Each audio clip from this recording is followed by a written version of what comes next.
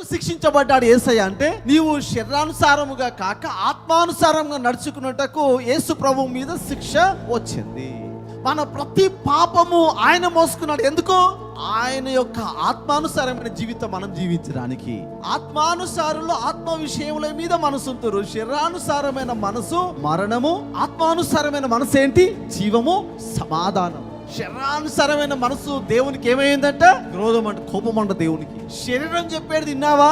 మరణం అనేది తథ్యం, సమాధానం ఉండదు. ఆత్మానుసారులు ఆత్మ సంబంధమైన సమయాన్ని ఇస్తారు. ఈ హృదయము చాలా ముఖ్యమైనది. ఈ హృదయము శరీరమును చేసుకుంటే శరీరానుసారులు, ఈ హృదయము ఆత్మానుసారంగా వెళ్తే,